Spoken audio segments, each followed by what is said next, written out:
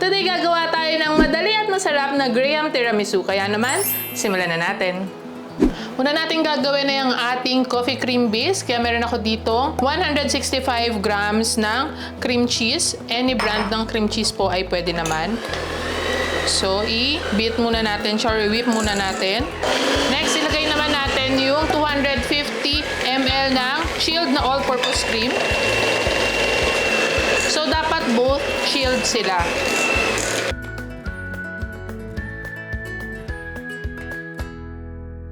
Alright.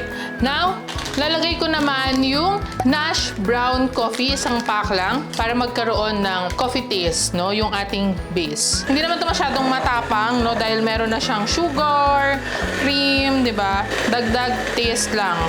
Hit natin yan hanggang mag-fully combine na. Siyempre, para sa ating sweetener, maglalagay tayo ng 300 ml ng kondensada, unti-unti habang nagki-cream tayo.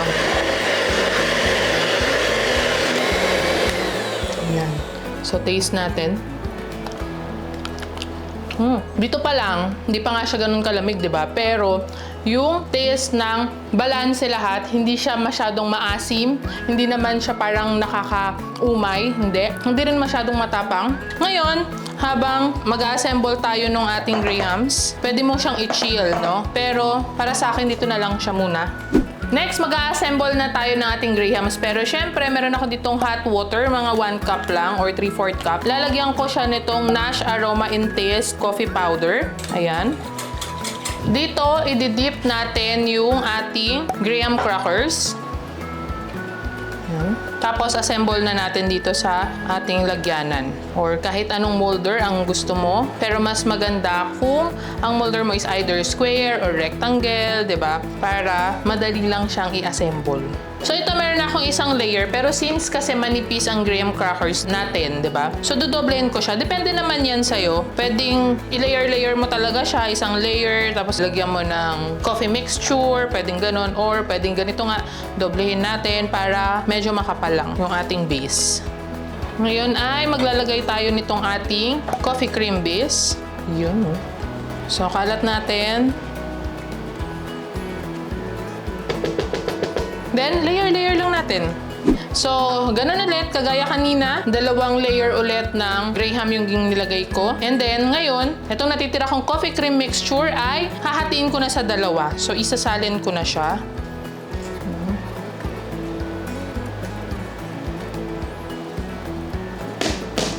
Natin para pumantay.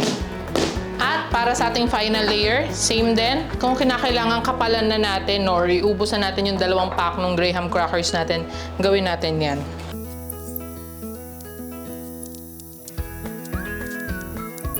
At ito na nga yung ating final layer. So, ilalagay na natin lahat ng ating coffee cream mixture. Ang thick niya pa rin. Kung makikita, mapapansin mo, sobrang thick pa rin ng ating mixture. Kahit na hindi natin nilagay sa chiller or ref after natin i-whip. Natin. Oh, sarap. Tak natin. Siyempre, para sa ating finale, maglalagay tayo ng cocoa powder. Magdadust tayo ng cocoa powder.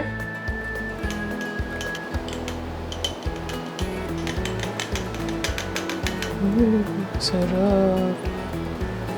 Alright. Then, linisan natin sa gilid. At ito na ang ating Graham tiramisu. Siyempre, ito ilalagay muna natin sa chiller ng 6 hours up to overnight para mas masarap, 'di ba? So, pwede rin naman sa freezer, pero kahit mga 2 hours lang na nasa freezer siya. Ayan. After natin malagay sa chiller ng overnight, ito na siya ngayon. Ayan. So, tatry muna natin. Ayan. At syempre, titikman na natin ang ating Graham tiramisu. Hindi mo na siya kailangan na i-freezer. Kahit chiller lang, okay na siya. Naglalaban yung tamis at yung cream cheese. Meron din yung sa coffee natin. Masarap. Try mo na rin ito. Kaya naman, para Para sa Nash Coffee, ayan, meron tayong Nash Aroma and Taste 3-in-1 Coffee at Nash Brown 3-in-1 Coffee. Ayan, pwede mong mabili yan sa Lazada, Shopee, o kahit i-check mo dun sa kanilang Facebook page. Yan, nasa description po yung link. Like and share this video and follow me on other social media platforms para updated ka pa sa mga pampamilyang recipes natin.